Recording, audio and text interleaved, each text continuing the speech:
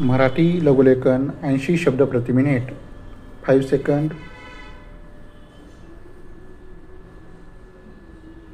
Start. महोदय, परिच्छेद. महाराष्ट्र राज्यातील विणकर संस्थेकडे विक्री न झाल्यामुळे जनता कापडाचा साठा जास्त प्रमाणात पडून आहे. ही आपली माहिती खरी आहे. विणकर संस्थेकडे कापडाचा साठा पडून राहण्याचे प्रमुख कारण ज्या राज्यांनी कापड उचलण्याचे मान्य केले होते त्यांनी ते उचलले नाही हे आहे. कापडाचा साठा विणकर संस्थेकडे पडून राहिल्यामुळे त्या संस्थांना आर्थिक अडचणीला तोंड द्यावे लागत आहे. याची शासनाला जाणीव आहे. विणकर संस्थांच्या अडचणीकडे शासन लक्ष देत नाही.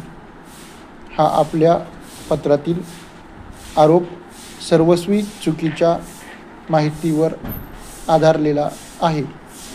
विणकर संस्थांजवळच्या जनता कापडाची विक्री लवकर व्हावी व त्या संस्थांना भासत असलेल्या आर्थिक अडचणीतून मार्ग काढण्याच्या दृष्टीने शासन कोणते प्रयत्न करीत आहे याचा खुलासा मी या निमित्ताने केला तर ते अप्रस्तुत होईल असे मला वाटत नाही.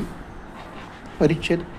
ज्या राज्यांना विणकर संस्थांकडील कापडाचा कोटा निश्चित करून दिलेला होता त्यांनी तो उचलावा यासाठी त्यांना वारंवार विनंती करण्यात आली आहे. या संदर्भात राज्याच्या सहकार मंत्र्यांनी केंद्र शासनाच्या वाणिज्य मंत्र्याशी देखील चर्चा केली आहे.